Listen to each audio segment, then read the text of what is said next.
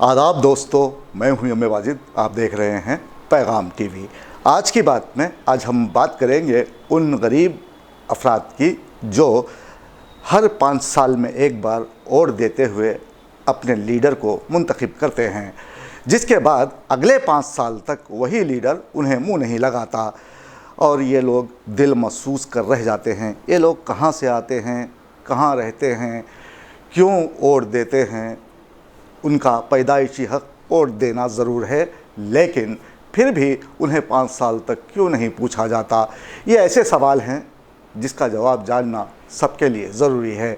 और इस पे कई लोग जानते भी हैं कि किस तरह लोगों को पैसा और शराब खाना खिलाते हुए उनका वोट हासिल किया जाता है।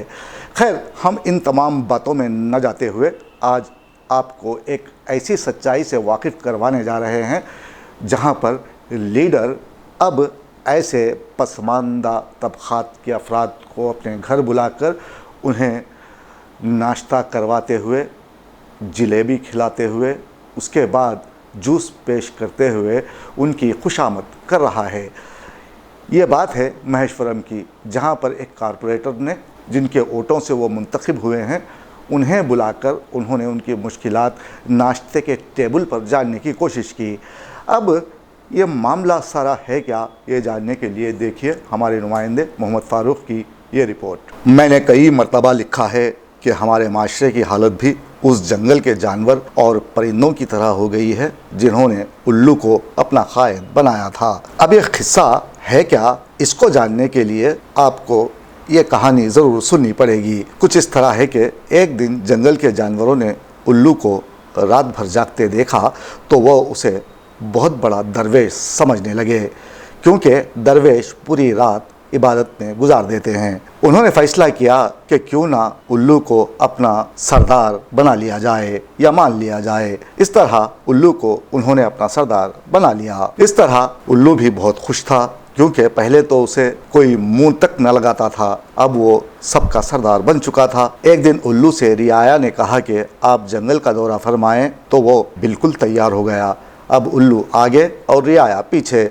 उल्लू का जिस तरफ मुंह था उसी तरफ भागता जा रहा था और मुरीद पीछे पीछे। एक ख्वाब ने जब उनको एक तेज़ रफ्तार ट्रक की जानिब जाते हुए देखा तो तमाम जानवरों को इत्तला दी, मगर जानवर अपने अंधे सरबराह के पीछे अंधे हो गए थे। आखिरकार ट्रक ने सरदार उल्लू समेत तमाम जानवरों या परिंदों का भुरकस निकाल दिया। कहने का मतलब यही है कि लीडर को सोच समझकर फॉलो करें, ऐसे नहीं कि हमारे साथ भी उल्लू वाला वाक़या पेश आ जाए। अब अगर हम अच्छे और सच्चे लीडर की तलाश में निकलेंगे तो रास्ते में मौत हो जाएगी, लेकिन लीडर नहीं मिलेगा। अब वैसे भी रियासत तेलंगाना में इंतखाबी मौसम है। लीडर्स अपने अपने हल्के जात में अवाम से मिल रहे हैं, उनकी मुश्किलात को सुना जा रहा है। काम हो रहा है या नहीं, इसे तो रहने दें, लेकिन महेश्वरम में एक कारपोरेटर ने अवामी दरबार सजाया। ये मंज़र बहुत ज़्यादा दिलचस्प है, आप अपनी सांसों पर काबू कर लीजिए। मैं आपको दिखा रहा हूँ इस दरबार का दिलकश मंज़र, जहाँ आलीशान घर है। गरीब अफराद या फिर ये कारपोरेटर के लिए काम करने वाले उनके हामी हों, कहा नहीं जा सकता। उन्हें घर बुलाया गया, उनका इस्तकबाल किया गया। जैसे ही ये लोग बड़े से हॉल में पहुँचे, वहाँ एक आलीशान डाइनिंग टेबल है जिस पर दाल, वड़ा, इडली, पूरी, चटनी, मुरक्का सालन, जलेबी के अलावा ट्रापिकाना का जूस भी है। आने वालों को बड़े एहतराम से बिठाया गया, जिनमें एक मुस्लिम खातून भी देखी जा सकती है।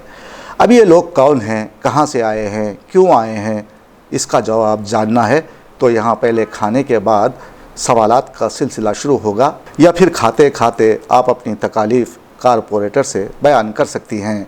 जो लोग यहाँ आए थे उन्हें बरसों हो गए ऐसी ग़िज़ाएँ देखकर। अब ये खा लेने के बाद उन्हें उनकी मुश्किलें कहाँ याद रहेंगी। अब तो जलेबी खाने के बाद उनकी ज़बान ज़ायक़ेदार हो जाएगी और मुँह से यही निकलेगा कि वाह क्या जलेबी थी। खैर, यहाँ कहना यह है कि इस आलीशान डाइनिंग टेबल पर नंगे भूखों को बिठाने की अहम वजह यह है कि उनकी मुश्किलों को सुना जाए, उनसे दोस्ताना ताल्लुक़ात बनाए जाएँ, क्योंकि इंतखाबी मौसम जो है ये अच्छी बात है कि एक कारपोरेटर अपने हलके की ख़वातीन को तलब करके उनके हल को यकीनी बनाने की कोशिश में है, लेकिन आइन इलेक्शन के दौरान ऐसी दावत का एहतमाम नुमाइश करना अजीब लगता है। एक कारपोरेटर को अपने हलके की मुश्किलात को ख़ुद जानने की ज़रूरत है, वरना ऊपर बयान किया गया जंगल के जानवरों वाला वाक़या इंसानों पर फिट बैठ जाएगा।